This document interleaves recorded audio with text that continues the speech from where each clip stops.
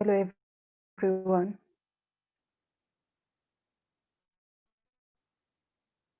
Okay,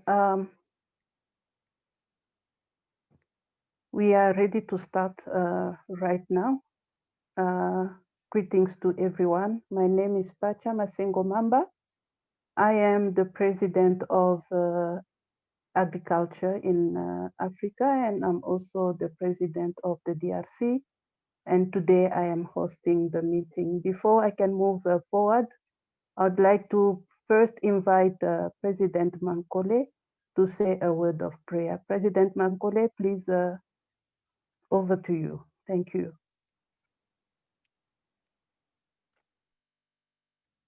Thank you, everybody, and welcome. I see we have our presenters have logged in. Dr. Olu shall be a little late, but he's going to log in. Let us pray. Heavenly Father, we come to the throne of your grace today with thanksgiving in our hearts. We say, Jehovah, you are Jehovah. We just want to raise our eyes to the hills. Where does our help come from? The help comes from the Lord, the maker of heaven and earth. With gratitude in our eyes and our hearts, oh Lord, we say thank you for this wonderful platform. This is World Women Leading Change. Father, you have gathered women of intellect, of caliber, of passion to transform and translate the world to a better place to be. We give glory unto you, Lord Father, because you've continued to guide Professor Ayla, who is our pioneer, who has ignited the fire all over the world, oh Lord Father, to ensure and assure that there's food security, there's stability, there's prosperity. Above all, there's peace of mind and love, unity for women. As we gracefully enter towards the end of a testing year, Father, let us embrace the end of the year with gratitude and thanksgiving in our hearts. Oh, Holy Spirit, be with each and every woman, child, even men who have gone through gender-based violence. Father, through these platforms, we are going to be able to be renewed and to look at the world with a totally different vision. Thank you, Father. Thank you for your wisdom. Thank you for leading World Women Leading Change. Thank you for the love and the bond. Thank you for deliberations for today because you are ahead of them. In Jesus' name, we believe and we pray. Amen. Amen. Amen. Amen. Amen. Amen. Thank you very much, President Mankhole, for the word of prayer. World Women Leading Change is a foundation, was founded by Dr. Ayla. It's a woman empowerment foundation. And it's led by kindness and love. And we say thank you to Dr. Ayla for making this possible to us. And I would like to call on President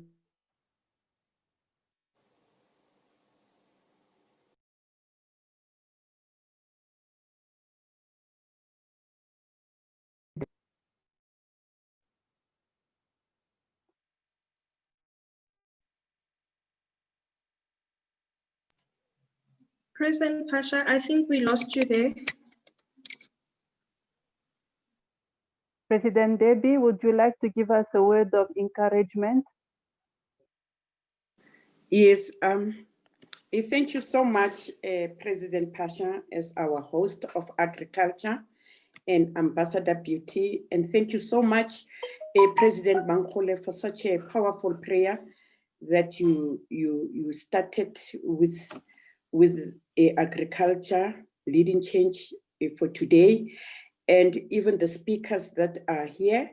And I've seen the following president. I saw President Celestina from Indonesia. I saw even President Mankhole, President Pacha, and then Ambassador Mbali from South Africa, who is also the president of Youth Leading Change on the Infrastructure. Our President Lesotho, who is going to be the global president of Youth Leading Change in the World, Women Leading Change, and who is always behind us, always supporting us. And all the other presidents, I think they're coming. And I've seen also the princesses from the royal houses. I saw my Princess Khabu Moroka, who is from our lineage. I thank you, President Khabu Moroka. I saw even President Bam, who is going to be our speakers. Really, we really want to thank you. I think others are still coming. And thank you very much, our President also of Infrastructure, Madise, who is also part of the infrastructure with President Rebecca. Thank you so much. We really appreciate your time. We really appreciate, this is the resource that you are sharing with us, your skills, your expertise. I saw even the Royal Highness Dlamini from Eswatini. I saw even Mamba. Are you not related with Zanele, President Pacha? We've got also Mamba here, Zanele, who is in the property. And mostly, the important one is President Ayla. President Ayla, thank you for plowing the seed. Thank you for planting the seed.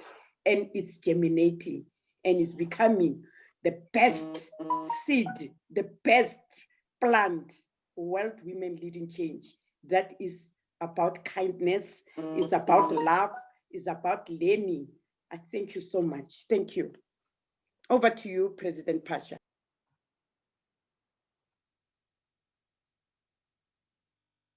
Thank you very much, President Debbie, and thank you for welcoming all our guests and also all the presidents in the house today.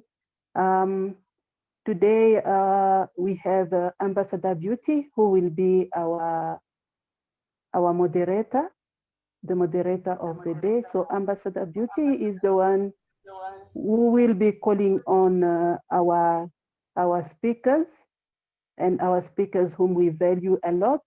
I would like also to say thank you to you for accepting our invitations. Thank you for taking time to come and share your knowledge with us. We really appreciate you.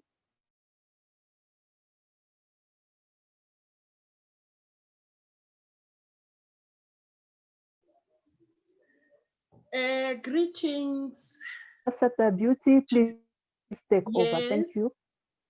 Okay. Thank you, Ambassador Pacha. Greetings to everyone. I'll be your host. I'll be your moderator today. I would also like to welcome everyone who is here.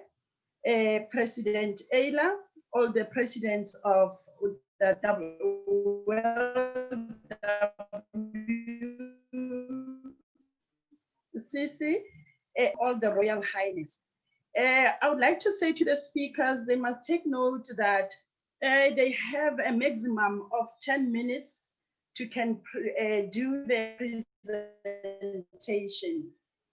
And we need also to take note that we'll have a change in terms of the order of the speakers.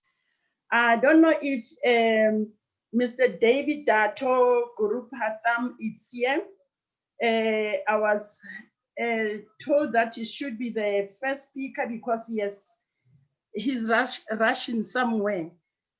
I don't know if Dato is here, the advisor of Government Central Bank of Malaysia, to advise us and enlighten us on green economy. To David, you can start.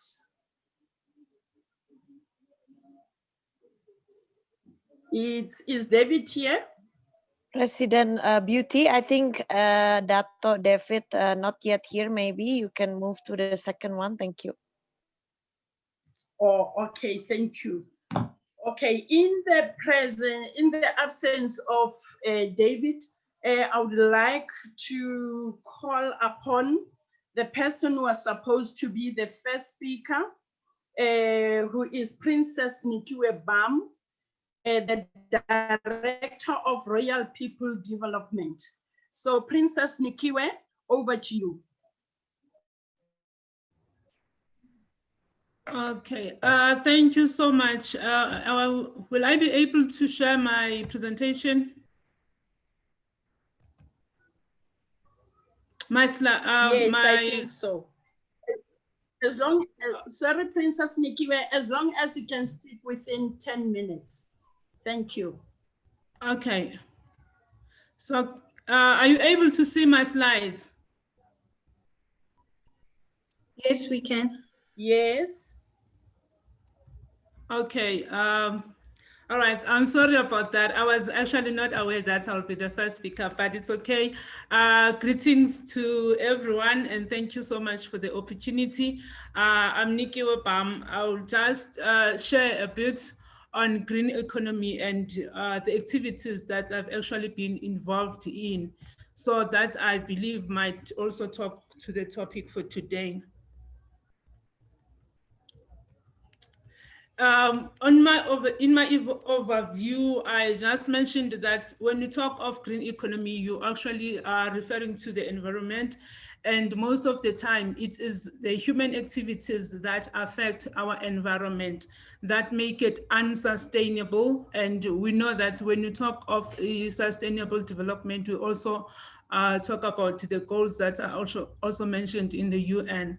So these affect the agriculture, the human activities, the environment that is not sustainable. It affects the agriculture, and also it has an impact on the economy and also the life of the people. So just a little bit of a background. Scientists around the world now agree that the climate changes occurring internationally are the results of human activities. So that means whatever that we do as humans, it has an effect on climate change, and climate change poses a risk in agriculture, food, and water. And these affect the environment and the life in general. So the humans are the main contributing factors in the atmosphere, because we're the ones that are burning the fossil fuels to generate electricity in our homes. There's a growing population, so that means there's also a need for transport when we are cooking food, when we are traveling by our cars, the plane, the bus, the train. So all these actually affect the environment, and this is why we need to sort of address these issues by introducing more of green economy. That means our solar systems, our renewable energies, and so on. I think I'll mention that also at the end. We have actually seen the pressure that population has also in the health resources, in education system, and so on. So as African countries, we have a rapid population growth, but also we need to come up with solutions in terms of how do we address such challenges as the economy and using our environment for such. So in South Africa, there is actually a green economy accord. So which is, I believe that is a document that is supposed to be guiding and addressing the Black economic empowerment, especially for youth and for women. So it's aligned to the Sustainable Development Goals. When you talk about economy, we talk about agriculture, we talk about the environment. We are talking about land, climate change, the access to clean water. And I also feel that we need to also recycle water. It's actually the way of also addressing the shortages of water. Since we are talking about green economy, which is mostly planting trees and also having our food gardens. So we must also look into recycling water, because it is the main challenge that we face in agriculture and also in farming. So we must also get involved with other organizations and farmers to gain knowledge for mentoring and also for agribusinesses and agro-processing. So one of the organizations that I have worked with here in South Africa, it's Food and Trees for Africa. So there are activities that we have participated in, like for instance, planting trees in Tembisa, most of the time we find that during the big days, like when they celebrate Nelson Mandela 67 minutes, these are some of the voluntary activities that we get engaged in, that is supporting the communities and planting trees. And we also plant trees, not just for planting fruit trees, but these are also for cooling. So we know that when you plant trees, we get our oxygen content into the atmosphere, and it also reduce the carbon dioxide. So trees also prevent soil erosion, and they also prevent the running off of water. So here, these are the students that were actively involved. So we need to encourage youth and also women. So while you plant trees, we also look into how we save water, meaning that we can use mulching, where we actually cover the soil so that the water does not evaporate quickly. We also recycle. That means the grass that we cut, we can reuse it for such purposes. Also, the way of saving water, when you are planting trees, you take a 2-liter bottle, you fill it up, and then you just put it on the soil. So that 2-liter bottle here, it actually releases water when it is needed by the soil. When the soil is saturated with water, then the water bottle cannot release the water. So this can water the tree up to 2 to 3 days. So even if you're not around, you can use such a method to keep the water going into your plants. And we also look into fertilizers. We know that when you talk of green economy, we minimize the environmental effects. For instance, the use of inorganic fertilizers, which is they use a lot of chemicals that can also pollute the environment, they pollute the water. And if there are field fires, we encounter acid rain. And even during the processing of such fertilizers, they also contribute to polluting the environment as well. So in the place where we use inorganic fertilizers, we can always use green manure. There are many ways of making green manure by recycling all your waste in the kitchen from your green vegetables and other things, except the food that is cooked. But also you can take the weeds around your garden and you put them in water, maybe for 7 days until the water turns green. So that is green manure. You use it to water your plants. So that is organic fertilizer as well. So we need also to adapt to what is currently happening. For instance, if we have floods, we know that Gauteng, most of the time, when there are heavy rains, they are floods. So we need to use such to collect water, to purify the water, and use that water even for doing other activities like our gardens. And also, if we encounter drought, you must be prepared on how to deal with such occasions. For instance, we can plant crops that don't need a lot of water. Like for instance, we have places in South Africa like Free State, Kwakwa, the places are always dry. So in such places, we must select crops that we know that they don't need a lot of water, like our sorghum and wool. And we also need to come up with solutions as well in terms of how to deal with icy conditions and so on. As we know that some of the plants like moringa doesn't grow where it's cold, hence it grows perfectly in places like Limpopo. So we have these industries that we really need to look into, like the cannabis industry, the moringa processing, and also how they can create jobs. For instance, in logistics, in harvesting, in processing, manufacturing and distribution, packaging and branding. All these are job creating industries, and there is many more. I just selected this few. Then environment is, environmental health is important to the lives of the people. Pollution, we need to minimize pollution because it affects the environment, and we can come up with more technologically advanced ways of doing things. We can use renewable energies like biomass, hydropower, especially in areas where there's water. In the Eastern Cape, we have big rivers like Mzimvubu. We can recycle agricultural waste for animal feed, reduce air pollution. So in conclusion, we need food gardens at homes and also promote this at schools. We need to use also technology for planting crops. The systems, we have a lot of systems currently, hydroponics, vertical horticulture, and also we have centers here in South Africa like AgriSeta that creates such opportunities for training, and we cannot get funding if we are not trained in some of those commodities in agriculture. So we actually need support, and the communities must also involved in assisting the young people in such things, especially in our schools, because I've always seen kids are very keen to do these activities, but we need external support, especially for the equipment and so on. I think I will end here, and thank you so much for the opportunity, and I will take any other comments and questions. Thank you so much. Okay, thank you, Princess Nikiwe, for a very valuable information. Yes, we have noted that human activities affect environment, and through the growing population have an impact on the green economy. Yeah, and you also mentioned sustainable development and research. We highly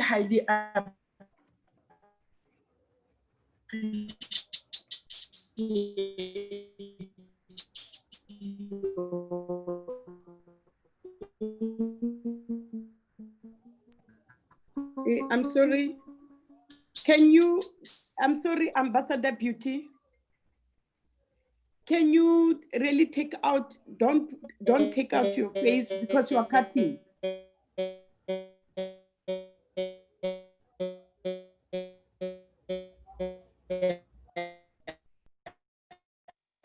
I think don't take out your screen. I don't know. Can you hear Ambassador Beauty? We have learned already. Well, I could not hear you. You were like you are cutting. Sure. All right, I think she's no longer there. President Mankhole, can you take over? President Mankhole, take over, because it's like she's cut. Thank you so much. That was a very informative presentation. We want to appreciate the time taken to present and give a view and input of what we have in South Africa. I don't know if you can hear me, and if President Pacha is there, if she had a lineup of who was going to speak, and maybe I'd ask Professor Ayla if Dato has connected already. Our next presenter from Malaysia, who had an engagement. Can we have questions at the end of the session? He's not yet here. I think I mistakenly give the 2 p.m. because it was originally 2 p.m. GMT. Okay. Okay, so he'll be coming much later on. President Pacha, would you like to guide us? Our 2 speakers from South Africa, Dr. Olu Koka is here, and Makhotso is also available. President Mankhole, after Princess Nikiwe, the following speaker is Miriam. Miriam is in. Can we have Miriam, please? Thank you, President Pacha.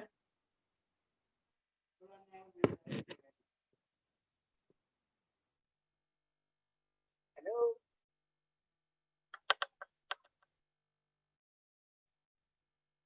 Yes, Miriam, you can take over. Okay, thank you very much.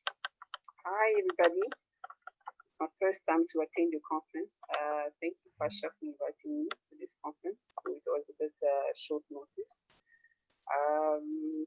Actually, my name is Miriam. I am an independent strategy research consultant. Today, I'm going to be speaking about the importance of green economy. since it is my first time, actually my presentation is based on the green economy in general. So it's not specifically allocated to agriculture, but what I've done is throughout my presentation, I'll be jotting in some examples of agriculture just to make sure that you understand how green economy can be applicable to the agricultural sector. I was wondering if I can just share my presentation. I'm not sure if I should do it on my side or yours.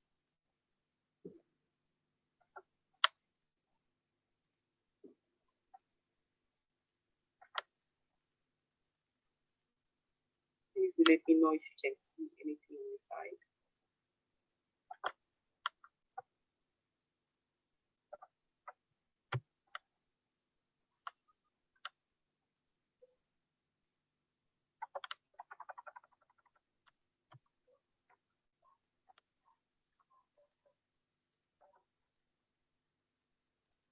We can see your slides, Miriam. You can continue, please. Okay, before I actually start talking about the importance of green economy, I wanted us to have a look at major historical events which have shaped the decision to have economy to actually drive countries into pursuing the green economy. I'm sure the previous speaker, I believe her name was Nikiwe, have already spoken about certain examples of the sustainable development, energy efficiency, the effectiveness, the efficiency of using resources, especially natural resources. So the first two slides, I just wanted us to look at specific major events that actually shaped the decision of many countries to adopt green economy. On the first slide, actually third slide, I began with in the 1960s, for instance, we had the birth of global warming. That was one of the most biggest alarming awareness actually for the whole world, whereby some US scientists found out about the atmosphere, the ozone layer that was actually affecting the temperature of the whole Earth and its impact in many years. So after that, we had, of course, the first Earth Day, and then during the 1980s, we have the Brazil deforestation that was actually declining at a very, very high rate. And then, of course, we have the first UN Charter, which actually adopted the principle of respecting life in its all humankind, in its all human form. And then we have sustainable development, which was actually the first time that term became very famous. That was around 1987. It was due to those series of changes that actually trigger the term sustainable development and how countries should actually begin to take these disasters seriously and how they can actually cooperate or they can actually work together towards a similar goal towards finding solutions to that. And then after that, we have, of course, the Rio Summit in 1992, whereby about 170 countries made a commitment into climate change and sustainable development. But unfortunately, even though they actually met during that time, it was only 20 years later that they actually signed their goals. And then after that, of course, we have the ISO 14001, which is another standard for environmental management. Of course, if you are for instance, in manufacturing specific agricultural, I would say, goods or products, you want to register yourself with the ISO 14001 also to get your certification into on your products to actually say that your products have got a certain standards which is globally recognized. And then, of course, we have the Kyoto Protocol. And the Kyoto Protocol, I'm sure everybody knows, whereby a series of first world countries that decided eventually we're going to be reducing our carbon emission. Because we are the most industrialized country, we're going to be reducing our carbon emission. Of course, Africa by that time was at its speed because of the fact that our development was not in the same lane as the developed country. And then after that, we have the launch of the Dow Jones Sustainability Index, whereby companies also rated themselves based on sustainable development principles which they adopted. In addition to that, we also have the Global Reporting Initiative that also took place shortly after. And then it was around the 2008, the financial crisis that everybody remember. And it was during that time that the biggest alarm actually came along. And that's where many countries decided to adopt the green economy. Of course, we all know the financial crisis during that time. A lot of things happened. The food prices went up. The mortgages actually fell down. The market crashed. And then countries, especially the developed countries, were looking at ways in which they can actually relaunch the economy into operating again. But then, of course, by looking at, by having a thorough analysis of what happened, what actually caused the crisis, countries decided that they needed also to do things differently by taking into consideration environmental aspect, whereby it will protect the economy in the future. So it was around 2008 that the green economy actually entered into mainstream and became very, very popular during that time. I'm going to go to the next slide. So the green economy, as mentioned, launched in 2008. The biggest, actually, one of the objectives of launching that in 2008 was to actually address the financial crisis that was going on, but to address it in such a way that we're actually looking at sustainable development goals. We're looking at how we can actually relaunch the economy in a way that we do not harm the environment. The countries decided on that base, of course, on all the historical events that took place in the past. I believe between 2000 and 2008 or 10, there were a lot of series of other major events. You had like your oil spill, for instance, in Mexico. You had your nuclear problem. And then, of course, people started looking at the ozone layer. They started looking at the carbon emission. And as a result, a lot of change took place then, and countries decided, okay, we're gonna take the green economy path. And by launching that, the United Nations actually partnered with a lot of other institutions, which is put on the right-hand side. You have your OECD, you have your ILO, which will look at labor, which would, and then you also have other research institutions.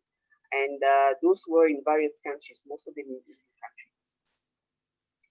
So at the beginning, at the launch, actually, there was a fund of $4 million, which was planned to look at clean, rural, energy and technology, sustainable agriculture, ecosystem, infrastructure, reduce emission from deforestation, and sustainable cities. I remember back then in 2008, one of the biggest terms that people used to actually look around was the green stimulus. Back then, where I used to work, of course, we used to look at each country, what type of, how much stimulus that the government has actually given to specific sectors. We used to look at energy, for instance. The government will say, okay, I've given the energy ministry, for instance, X amount of billions of euros, and the plan would be for them to actually develop renewable energies, or for them to develop wind power or solar power. So it will be those things that we used to look at around energy efficiency. But then, of course, when you look at green economy, green economy encompasses a whole umbrella of things. So it's look at how we can actually use resources efficiently, and how we can actually incorporate everybody within that economy. And of course, we're looking at the long-term impact of those resources in its use. So I put there at the end that the green economy, of course, means low carbon, the reduction of carbon emission, and of course, resources efficiency and socially inclusive. Socially inclusive meaning that we do not discriminate any other person. Of course, we have to incorporate women, we have to incorporate the marginalized, we have to incorporate the disabled person also within this economy journey. The next slide. Right after 2008, a couple of years later on, as government and the industry started to recover from the major crisis of the 2008, of course, as the green economy started taking momentum, certain change started to take place. So instead of just looking at green economy as a term, it was actually changed to inclusive green economy according to the United Nations. Based on that, inclusive green economy will look at specific principles which will be adopted into this green economy. And for them, they discussed that the principles will be people-centered, whereby resources and the prosperity will be equitably shared among people. And then it will be justice for all, whereby there will not be any kind of discrimination. It will look at planetary boundaries, whereby nature is preserved. Of course, carbon emission is also reduced. It will look at efficiency and sufficiency, so which means that whatever we have to produce will have to be done in such an efficient way of the raw material. We have to use the raw material in an efficient way. The way consumption is also done, it will have to be efficiently done. We'll have to look at good governance, whereby we have to look at certain ethics into economy structure. The government, for instance, the way they're conducting the certain policies that they have to implement in their countries, it has to be in such a way by there is good governance. Of course, there's no corruption, there's no nepotism inside. So inclusive green economy actually came into term. It was, I think it was around 2013, 2015, around there. Around 2015, another major event actually took place, and those major events were that the United Nations created a series of sustainable development goals to be achieved in 2030. And during that year, we also have the Paris Agreement on climate change. Of course, you all know the Paris Agreement on climate change. It was not very conclusive during that time. Sorry, is there someone speaking?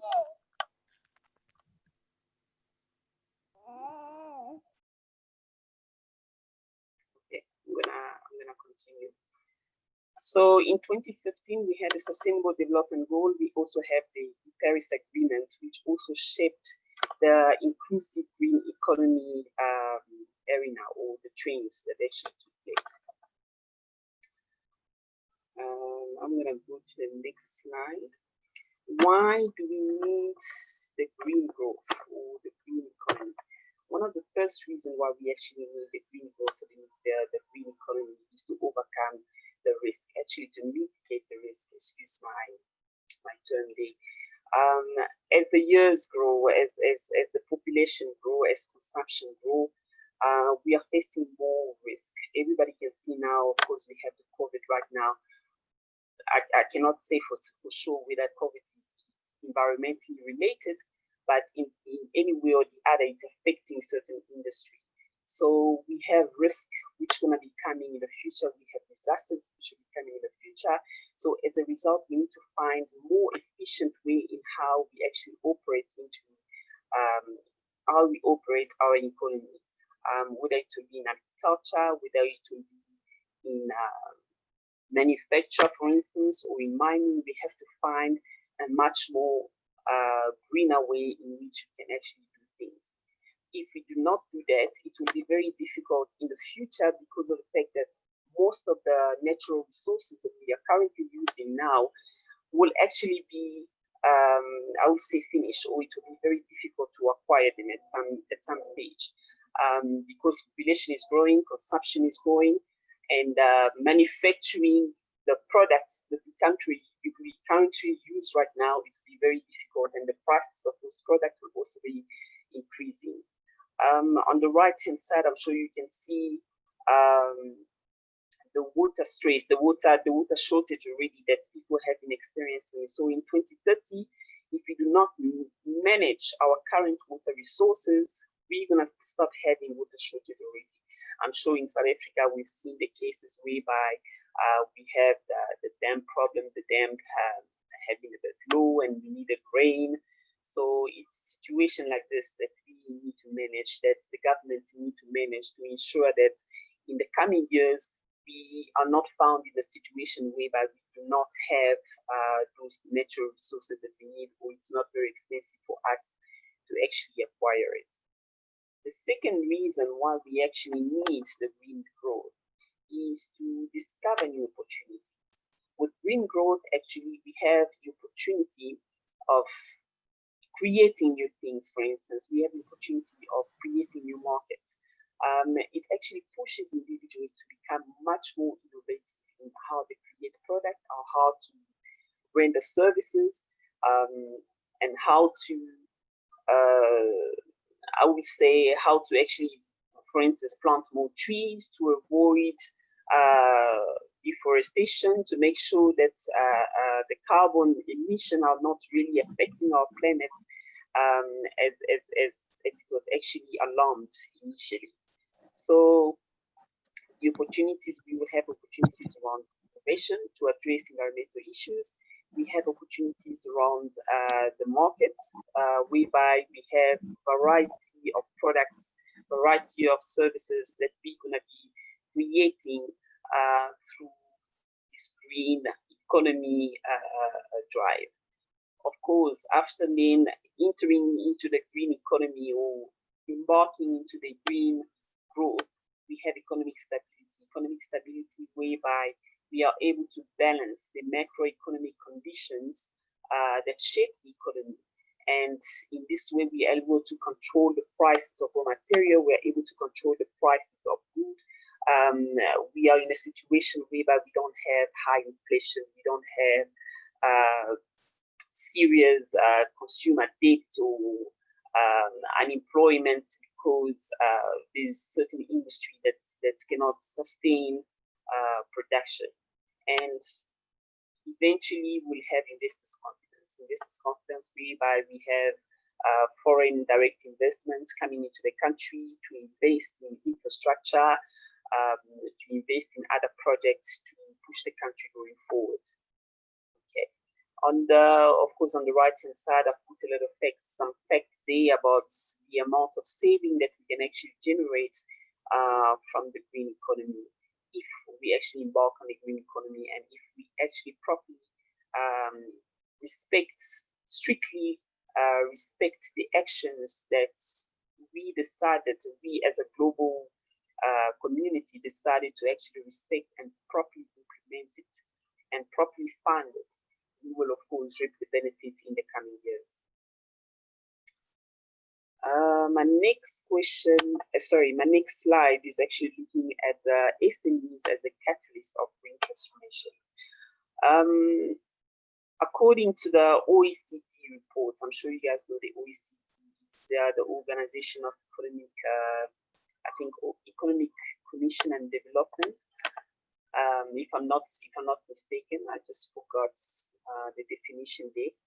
According to OECD, SMEs are actually drivers of the green economy. The reason why is because SME, even the informal SME, actually employ people, and most of the people that we employ, they are people who doesn't necessarily need the required skill. They are not the type of people who will require your degrees, your higher education. Let's say, for instance, in the case of agriculture, for instance, you can be able to hire rural women easily without actually looking into formal education. You can actually provide basic training, and then people can be economically active. So SMEs, by investing in the green economy, are actually a big driver for employment creation. And the second benefit about SME entering or participating into the green economy, they are able to create a lot of innovation. When you look at big companies, for instance, it is very resource. Hello, Miriam. Yes. Hello, Miriam. May I please I'm ask listening. you to conclude, because can Okay. you please start to conclude, because you have gone over your 10 minutes. Thank you. Okay. I think okay, I've got about two slides, just one or two slides. Okay, of course, the SMEs are green transformation, are green drivers are actually drivers of the green economy. And one thing I actually wanted to add, as the SME become much more involved in the green economy, they start creating also another type of economy, which is called the circular economy. The circular economy, in its simplest definition, is more like a recycling type of economy. It's whereby you are producing products. Let's say, for instance, in the case of agriculture, you plant bananas. You sell your bananas, but then again, you go back to your consumers or to the people that you actually sell the bananas to collect the banana waste in order for you to use it to, let's say, manufacture something else out of those banana peels, for instance, or to use it to make a compass for your plant again to grow. So that is what circular economy look at. That will be for the case of agriculture, but then for other cases like, let's say, manufacturing or products, for instance, it becomes much more technical. So the SMEs, as they enter into the green economy, they create circular economy whereby they try to reuse the products that they actually sell to consumers.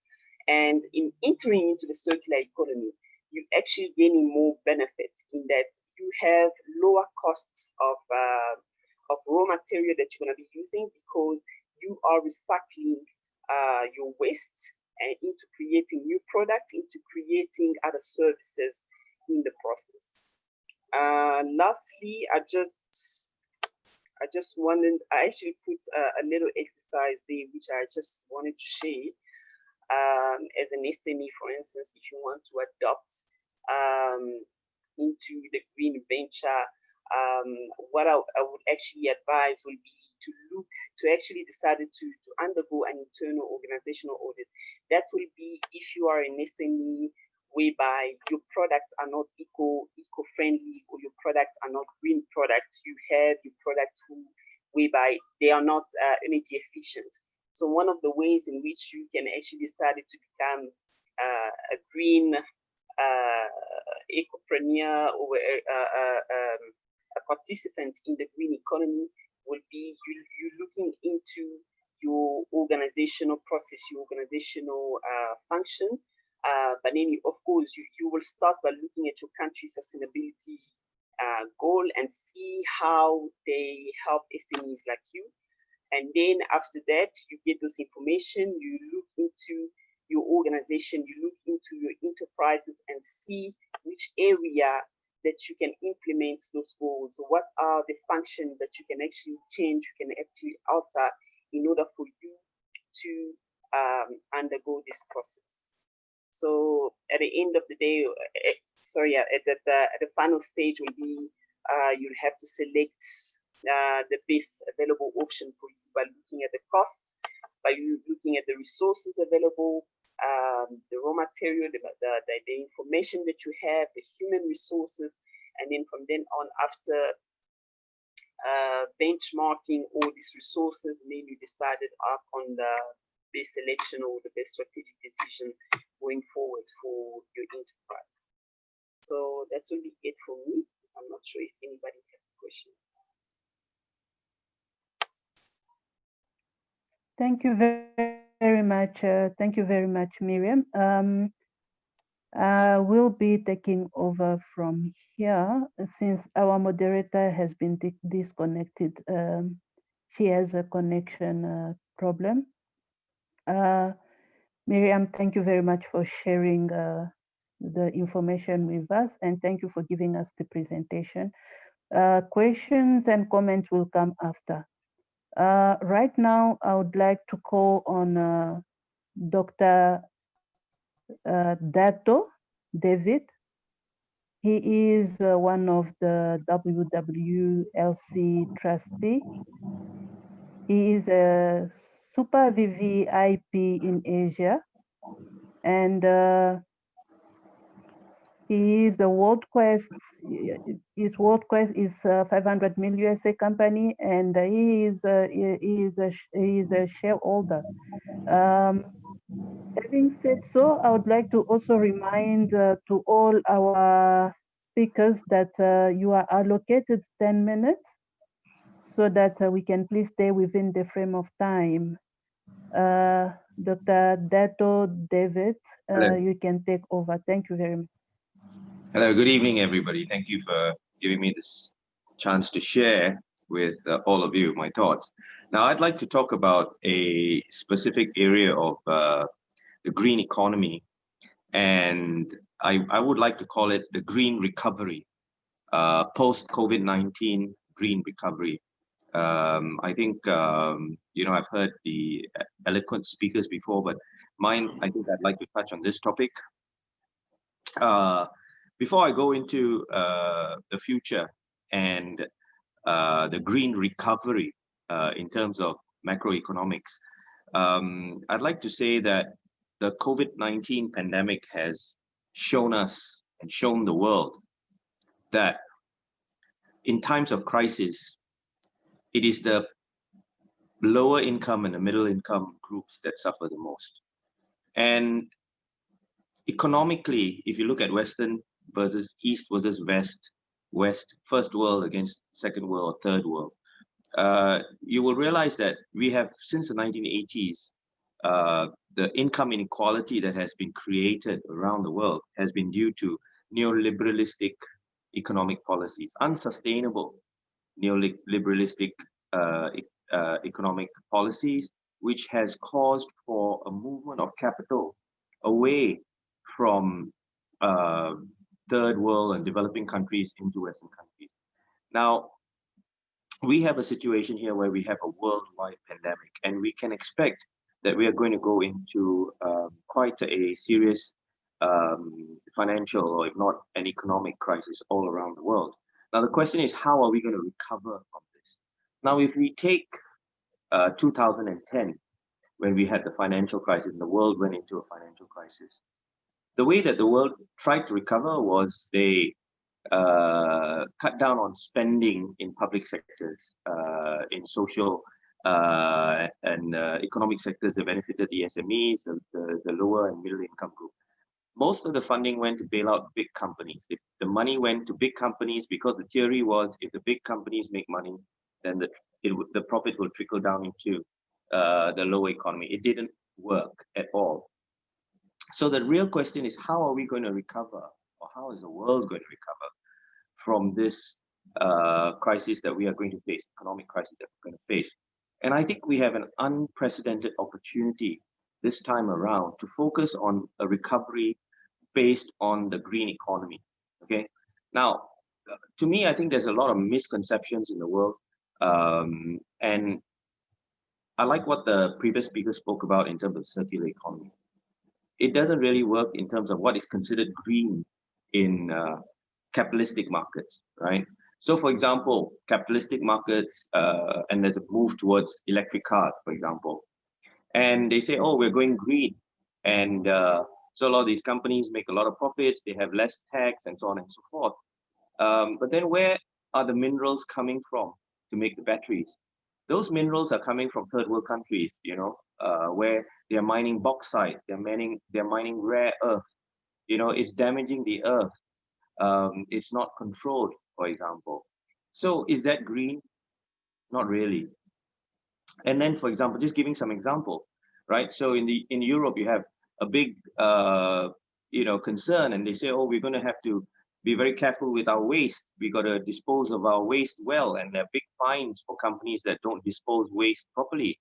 But what happens? There's big money in disposing of waste in third world countries, and so all of them end up, all this waste from the Western countries end up in landfills in third world countries, and well, that's not green either, right? So I think that when we start thinking about a green economy or a green recovery, I think we need to relook at all of what we understand as green.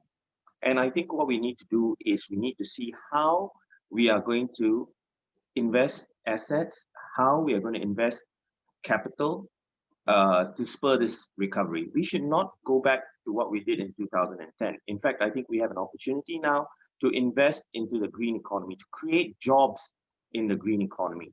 You know, I think that by actually doing things like investing, instead of bailing out the big companies, create infrastructure projects that create jobs, you know, move towards alternative fuel sources like solar energy, like creating a grid, for example, to allow for the export of this green energy to neighboring countries.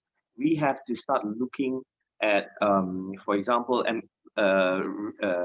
exploiting private capital, right? How do we do that? We create and put capital into what do you call it, like cooperatives, you know, that allow for communities to help themselves by putting money into a cooperative, getting investment out there. We need to do that. We need to embrace technology. Technology is going to be a very big thing. Now, how do we do that? In most developing countries and in most even third world countries, connectivity is a big problem. Access to the internet is a big problem. Access to data is a big problem. And when you don't have connectivity, the state doesn't gather data. You don't know who or what, or where or what is happening in the country. You can't plan properly.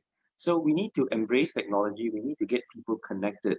Once we get people connected, we need to share resources. I think that is something that we can do a lot more these days. I think countries can create sort of like what we call open source platforms for intellectuals and people that want to contribute to the green economy to sort of deposit these ideas and work together around the world so that people could actually... The world has expressed concern over the escalating political violence being perpetuated by political cadres ahead of the 2021. Sorry, anyway, so I think we need to engage people. I think communities need to get together. We need to understand that if we are going to get out of this economy, it's going to involve the lower income group, the middle income group. We got to move wealth back into the middle class. We got to create a bigger middle class. We're going to have to empower the SMEs. SMEs usually drive industry. Now, if you look at the total value of the green economy as they have calculated for the year, it's $4 trillion US. And what better way to restart? You know, what better way if countries, especially third world and developing countries, are now looking to expand into infrastructure, they're going to do things, they're going to create wealth, then this is the time to invest that capital and that knowledge into a new economic model, a green economic model, to create circulating economies, to move wealth and to move liquidity in the market in this level. So when they spend, it goes back up. And what do we do? How do we force that? You know, in today's world, it's very difficult because big companies, they control everything effectively. So what we need to do is we need to create a taxation system that actually rewards companies that are truly going into green projects or truly supporting community projects. You know, we need to heal people. We need to heal the world. And so we need to look at how we tax. Currently, if you look in most places around the world, the lower and middle class gets taxed more than the rich and the big companies.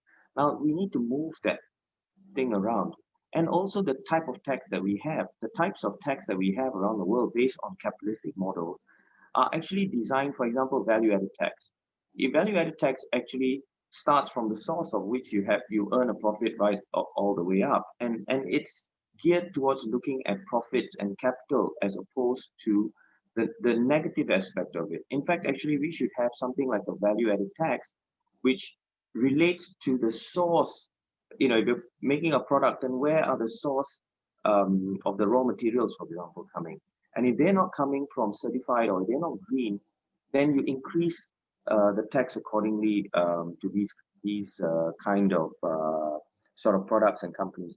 And so basically what we need to do is we have a chance now to recover, to set a new economic model, a world economic model, where the first priority should be to reverse income inequality. And I think moving into the green economy, embracing technology is going to allow us to do a reset. We're going to create more value. We're going to save the planet. We're going to save, you know, communities. We're going to save people. We're going to improve health. Now, the COVID-19 pandemic has shown us that, you know, we've destroyed the planet. We've destroyed, you know, and because of all these 200 years of industrial revolution and damage that we've caused to the planet, you know, we're getting diseases in the 21st century as we have, and we're not capable of dealing with things like this. And the economic impact of these things in terms of just the way that we destroy the rainforest, we destroy the environment, you know, and the warming, global warming. The economic impact on this has to be reversed. And we have an opportunity. And I believe that if governments start looking at new economic models and base their recovery, and I'm talking specifically about the COVID-19 and coronavirus pandemic and the oncoming recession, global recession, then if we're going to plan to get out of it, we shouldn't make the mistakes of the past. We should start looking at the green economy as a way forward. And I'm going to end my session here. Thank you very much. I'm quite happy to take questions after this. Thank you. Thank you very much, Mr. David, for your input. We have taken it that we have to invest in our SMEs and also embrace technology and try to turn around the mistake that we have done before. So thank you very much. And if you have your presentation, we would like to have it. And I would like us to please have the next speaker. The next speaker will be Mrs. Makoto Malibeng. She is a trainer in agribusiness and agriculture technology expert. Mrs. Makoto Malibeng, please take over. Thank you. Your Excellency, President Pacha, before Makoto in the go through and our time now, I would humbly request our next presenter, who's Makoto. We come from a country which is in the mountains called Lesotho. President Mankhole, Ma'am? we can't hear you. You can't hear me. Can you hear me now? Hello? Can you hear me now? Yes, we can hear you now. Okay, I was just humbly requesting that our next presenters, please can we keep our presentations very precise. We appreciate all the effort that has been put, and we will definitely give you another chance for you to elaborate in your presentations. We would normally try to keep these meetings to a maximum of 1.5 hours. You being experts, being intellectuals, you will understand the time that's left with us. President Pacha, thank you for welcoming Makhoto. Makhoto, she's a Mosotho who comes from a country which is above South Africa. People say we're in the belly of South Africa. We're from the topography of South Africa. Makhoto, welcome to the platform. Thank you very much, everybody. Good afternoon. Can you hear me? Hello? Yes, we can hear Yes, you. we can hear you. We can hear you. Very clear and very. Thank you very much. Let me thank everybody and the panel to give me the opportunity to say something about agribusiness, not just agriculture, but agriculture in business now. And I don't have formal presentation. I got the invitation very late, and I'm happy though I can produce something to share later. With agriculture, we are challenged by the fact that we have to produce. We have to produce for people, we have to produce for our animals. At the same time, taking into consideration the issue of environment. And coming to African countries, it's a big challenge because our production is we are still using chemicals. For instance, to control the pests, we still subsist solely on the use of chemicals. Our seeds, we still use the treated seeds.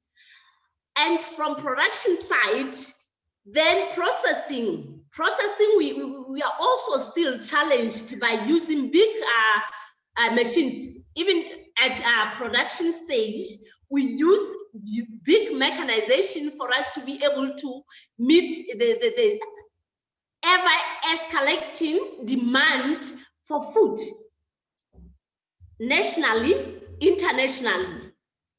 So we have to balance the two, high production and at the same time taking care of environment. Production of food, we produce plants and we produce the animals. The animals also are a good source of our protein. Then along the chain, I've just looked at the agri-business value From production side, we need to processing. Let's take, for instance, the animals, animal scientists. Then from production side, we need to transport our animals to processing side. For instance, the abattoirs. Then we need special transportation to transport our animals. Let's say the cattle now to the abattoirs. We need a very special transportation. Unfortunately, those are the big machineries that emits the greenhouse gases now. That's the big machines that emits what we don't like with green economy. And for processing, that we now add value. Unfortunately, the value addition again, the process also adds something to contamination of the environment also. Let's say, for instance, when slaughtering now, we need big disposal sites that are not, unfortunately, affordable to our small or medium scale farmers. They still need to be supported a lot to do the processing. Then there we go. From processing side, then storage. The storage, that Also, we run big plants for storage, like the cold rooms. I'm sure they take something. The specialists under environment will tell us that, oh no, even the cold, maintaining the cold chain will affect something with our. So we need that. Imagine our products, agricultural products are bulky, they are seasonal, and highly perishable. So we are forced to use the machinery. Then come to the abattoirs now, disposal site. It's a mess, as I've indicated before. So that's the challenge. We have to come up with the strategies now to curb the high use of pesticides, high use of big machineries. Like, we all understand that we have to really take care of our environment. So we need we have started somewhere. There are some NGOs supporting at small scale that we cannot really say we can feed nations with the scale of production. Small farmer is just doing for the household. Remember now our assignment is to secure food, starting at household, then national, then international. So we really need to, the assignment now is to really come up, we need to come up with the technologies, as David mentioned earlier. We have to come up, advise each other about the area-specific technologies for production of agricultural products. We need them, but we need them at the same time taking care of our environment. Having said this, I'll be guided by the questions. Thank you.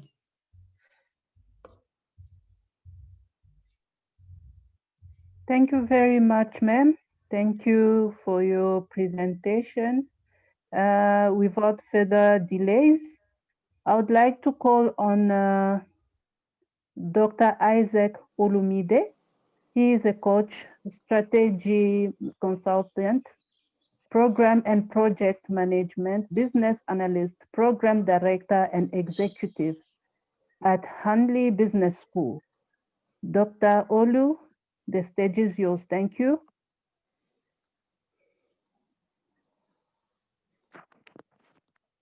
Good afternoon, everyone.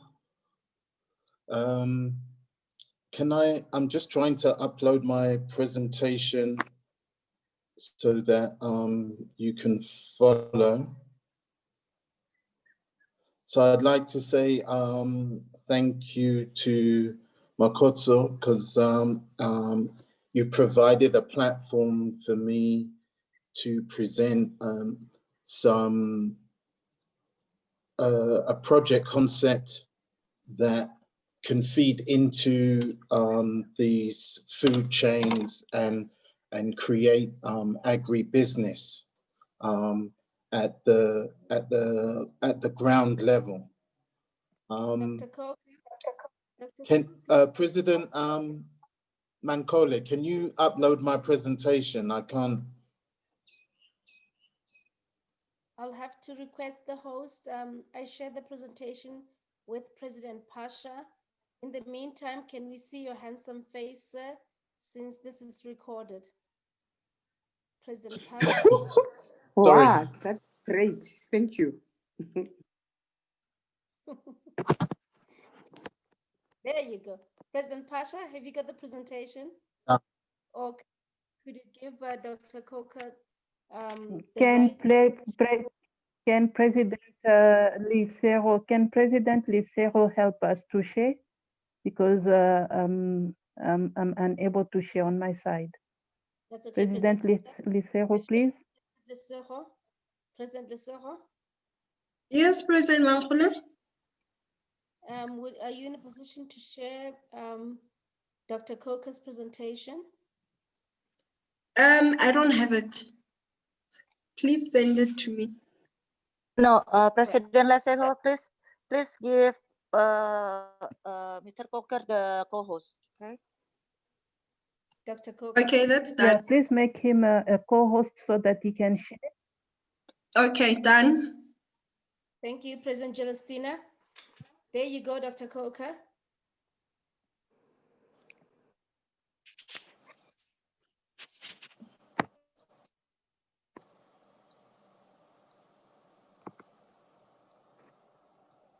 So, okay. In the meantime, let me just give World Women Leading Change a snippet of who Dr. Coker is. He's a gentleman who we met in the UK many moons ago. Him and his wife have been very inspirational to our family, not only my nuclear family, but our entire Masisi family. And they've been pioneers of diaspora, of change, of diversity, interaction. They have moved from the UK. They are now living in South Africa. And they have been such an impact in the developmental world, the entrepreneurial world, and the total atmosphere of the Sub-Sahara. I say Sub-Sahara because they don't only have linkages in South Africa, but in Eswatini, in Botswana, and in Lesotho. Dr. Coker. Yeah, I can't get in.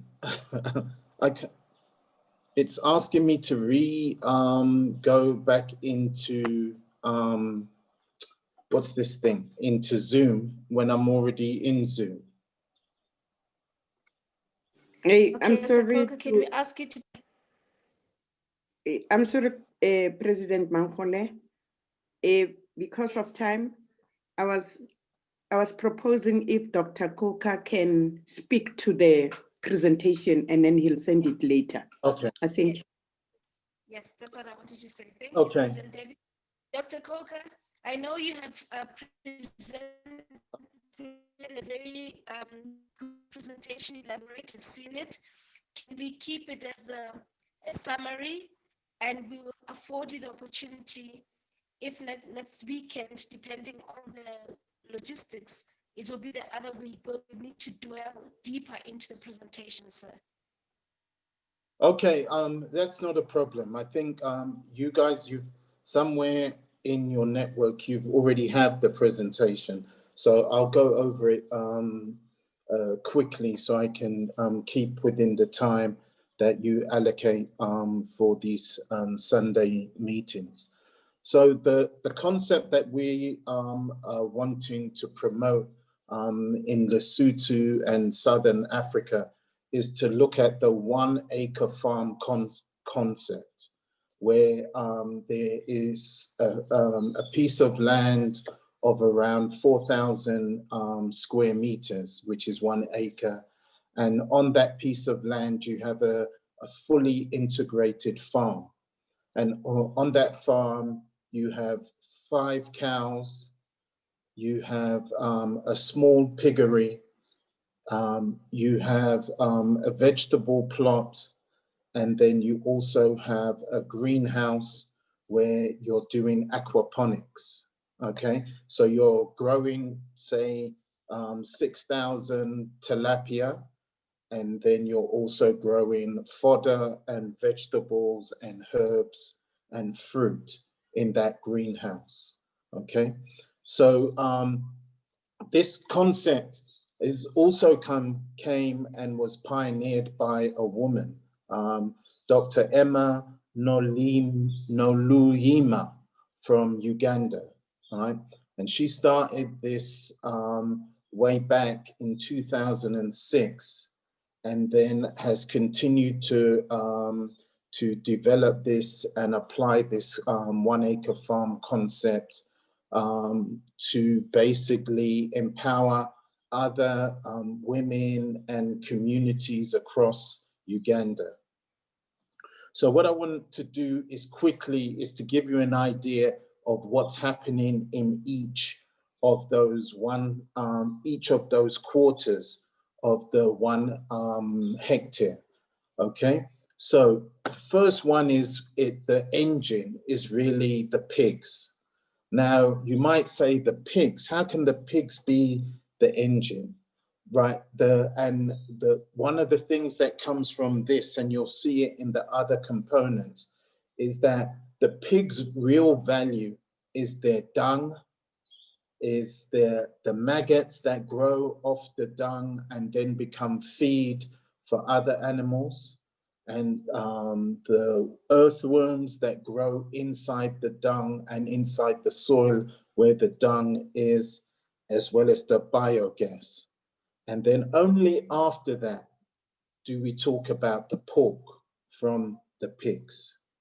So there's meat and there's the byproducts of the pigs, which create a lot of value in terms of organic manure for the rest of the 1 acre farm.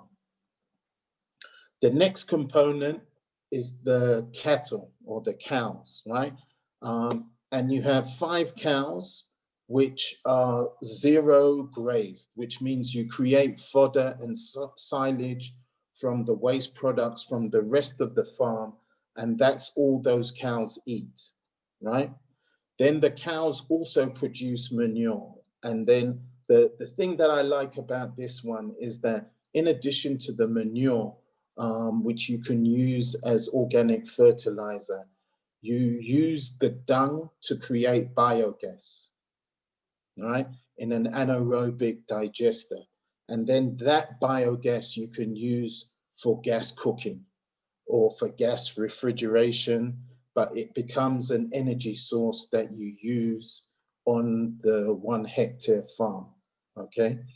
Then those of you who know, if you look after your cow and you feed your cows well, they will produce 20 liters of milk a day, right? And 20 liters of milk a day from a cow can give you up to $3,000 a year in income. Okay, so just write down that number, $3,000 a year off the cows. All right. Now, I don't have a number for the amount of biogas, but that's less electricity, or it's a generator that then runs off biogas. Then now we look at vegetables, right? Now, wherever you are, you have decisions to make about vegetables, because in Uganda, they use the quarter where they grow vegetables for matoke. Now, matoke is like plantain if you're West African. If you're Southern African, President Mankhole, it's almost like sweet potato. That's the most equivalent. It would be like sweet potato, okay? Now, when I look at this, you can grow vegetables like, still like cabbages, like spinach. Now, the big issue here is what's your local market. So your 1 acre farm manager or farm owner will decide which vegetables. Now, the key thing here is that your vegetables will be growing on very fertile soil, because the manure and the urine from the cows and the pigs will be your major fertilizer. So you're gonna grow vegetables and you'll be very productive, but you're gonna go into a competitive market. So the thing is, you're gonna compete, but you'll be producing very well. Then the last quarter is the aquaponics, right? And in the aquaponics greenhouse, we're gonna grow fish, tilapia, and we're gonna grow fodder for the cows and the pigs, and we're gonna grow high value vegetables like tomatoes, cucumbers, peppers, herbs, all right? Now, the cost of establishing your greenhouse is gonna be about $900, and your greenhouse is going to be about 8 meters by 15 meters. And you're going to have 10, 12 ponds inside that greenhouse, right? And in 6 of those ponds, you'll have 1,000, you'll grow 1,000 tilapia in each pond, okay? So the estimate is that you will harvest when your tilapia are about 1 kilogram, which is small, but that's when for a lot of markets, when they're about 1 kilogram, that's when they're juiciest, okay? And then for a tilapia per kilogram, you're talking about $2 to $3 a kilogram, okay? So then you could be looking at 10,000 kilograms per annum. So you're looking at $25,000 to $30,000, okay? And then that's just the fish. You can look at a yield of about 4,500 to 5,000 kilograms of tomatoes, all right? Now we know tomatoes are seasonal in their pricing. And so you can work out from your own local market how you can produce or how you can upsell those tomatoes. Okay, so in the slide, Dr. there's a Olu? picture. Yeah. Dr. Olu, may I please ask you to start concluding? Okay, I'm going to conclude by talking about how do we start, right? We start with pigs, right? You can start by buying 2 females and 1 male, okay? Because what happens is that the females produce 14 in a litter and they have 3 litters a year if you look after them, okay?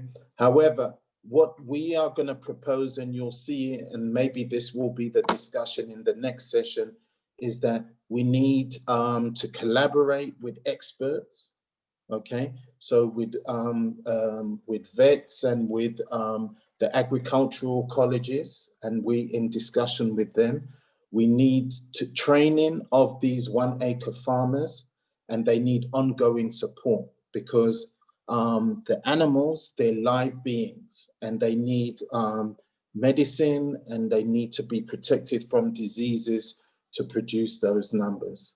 And I know from in our next steps in Lesotho, what we're looking for is 5 to 10 sites for 1 acre pilot projects. And we're in the process of bringing on board training and support providers, as well as to engage, like with Makotso, to develop markets for the tomatoes and the vegetables that we produce with the local supply chains. So thanks very much for your patience and with my technology challenges. Over to you, President Pacha. Thank you very much. Thank you for your presentation. Although on my side, it was very difficult to follow because the connection today is just so bad. We keep on cutting, and fortunately we have your presentation that we will go through, and yes, we would like to have you again on our next session so that we can have more time on your presentation. We have to move forward right now. Because of time, I would like us to please take the questions, and then we will forward to our speakers via email or even via WhatsApp, because we have gone way over our time, and we would like to move to announcement and then the closing remarks. Thank you very much. Nadia, can we have the announcements? And then the closing remarks will be done by Dr. Ayla. Thank you.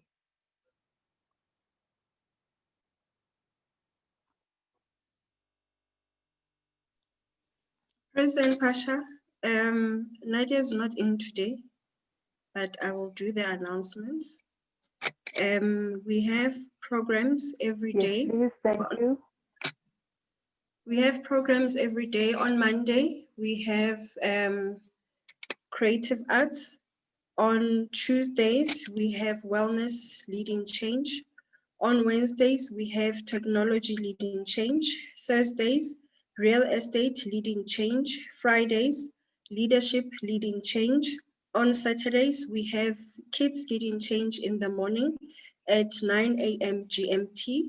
And we have the youth leading change at 12 p.m. GMT. On Sundays, we have the infrastructure or agriculture leading change programs. Thank you. Thank you. Thank you very much, President Lesotho. Once more, I would like to apologize for the connections issues and the delays that we have had throughout this program today. Dr. Ella, can you please do the closing remarks? Thank you.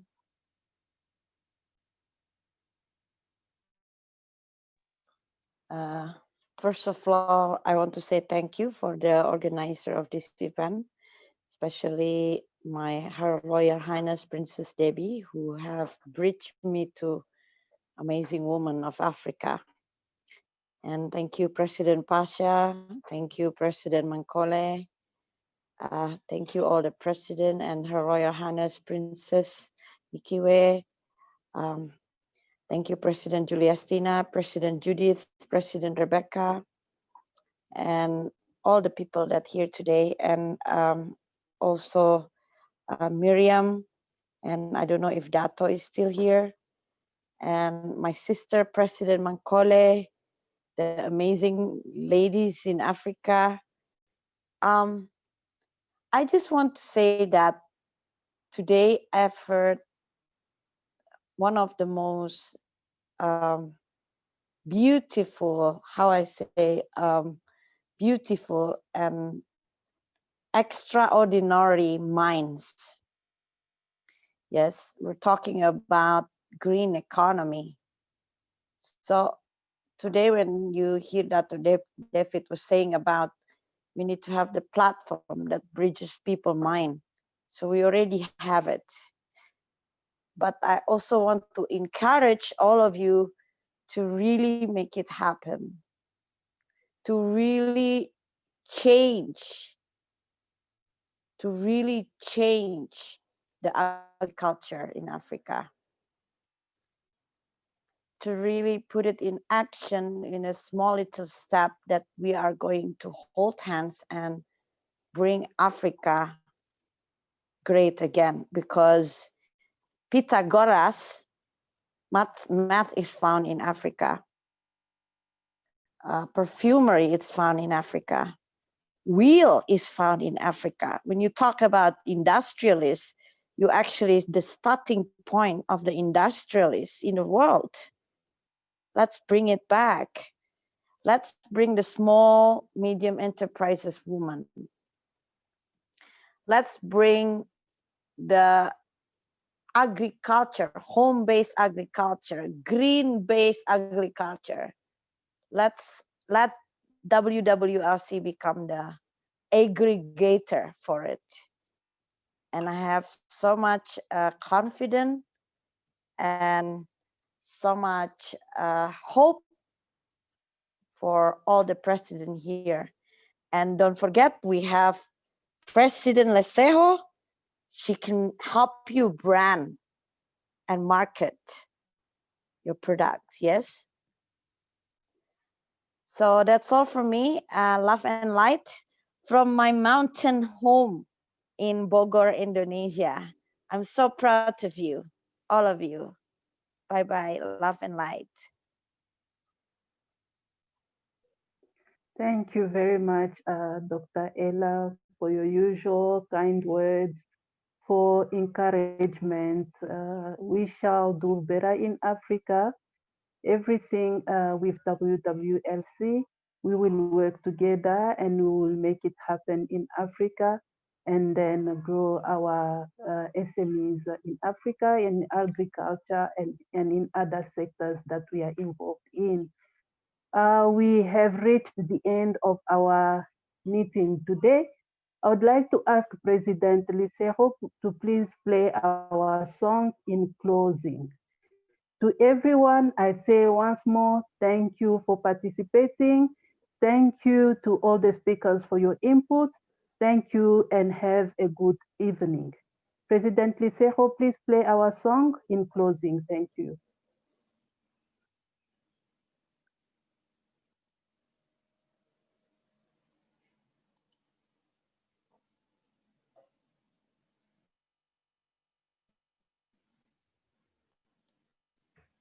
We are the woman leading change, leading change. We are the woman leading change, leading change. We are the woman leading change, leading change. We are the woman leading change for our people, for our countries, for everyone in the world. Love, peace, needed in this world. Endurance, needed in this world. Forgiveness, needed in this world. Unity, needed in this world. Yes, African woman leading change, Untitled woman leading change.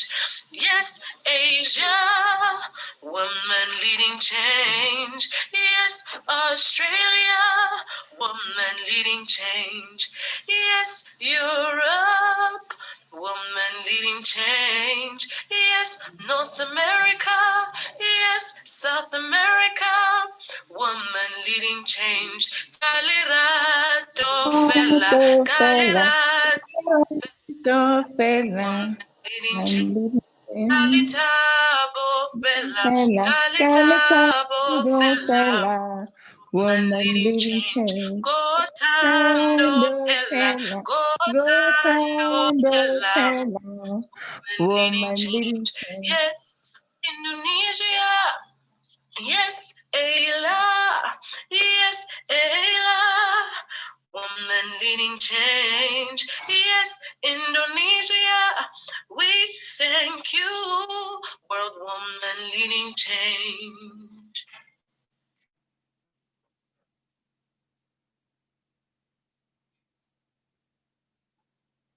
Wow, thank you. Thank you, One President acre, Lesotho. 1 acre, Bye one bye. household. Bye 1 everyone. acre, Princess Nikiwe, and I think most of the princesses that are here, you should really push this thing, especially in the rural areas. 1 acre, 1 household. That is the way forward. Thank you very much, Usma Khotso. 1 acre, 1 household. Thank you. Thank you, President Debbie. Thank you, everyone. Thank you. Bye-bye. Thank you. Bye. Bye-bye. Bye-bye. Bye-bye.